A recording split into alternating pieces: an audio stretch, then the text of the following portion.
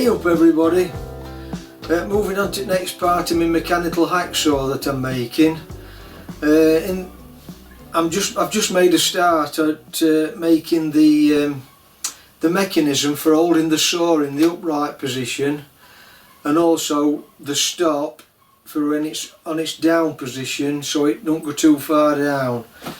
Made a start at these. It's not going to be the same as the Hacksaw one, so it's my own design this, so I'll crack on and show you where I've got to. Here I've just been busy making this. I've got the bar bent to the correct shape. It's basically going to work similar to Hacksaw one, but it is completely different on this end.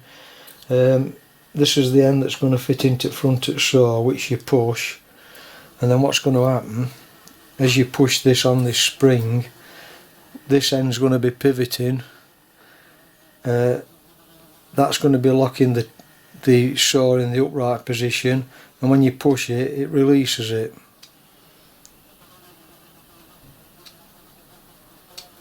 And I've just put a little peg under the bottom just to locate inside a hole on the saw.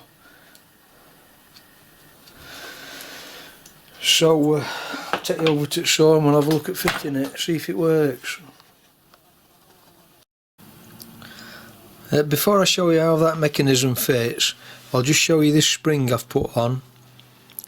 It fastens onto the other side of this bar here, hooks onto a bolt I've drilled into the side, and just runs not quite vertical but towards the middle of the body. It all depends what spring you're going to use with the position of this.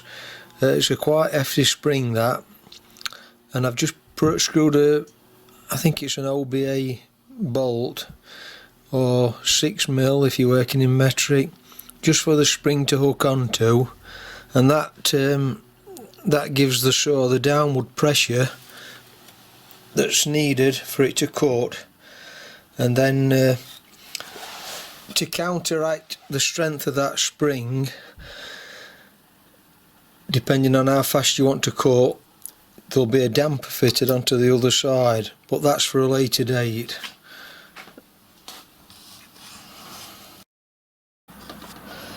Right, so here's the stop to stop the blade travelling down and hitting the base.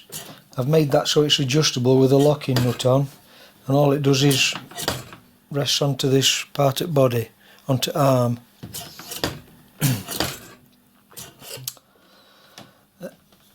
Then this mechanism I've made, I've drilled a little hole in just a little hole that lines up with that.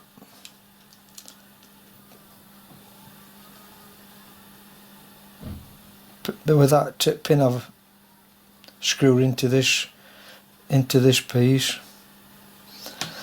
and then I've drilled a hole in the side here, and that screw is going to go into that hole with a nut on the back.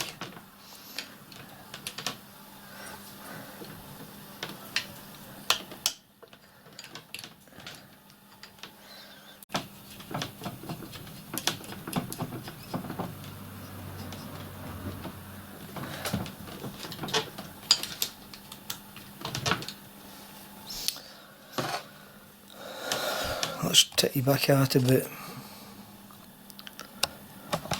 This arm that I've made into this piece at the front, and then that is going to go into that slider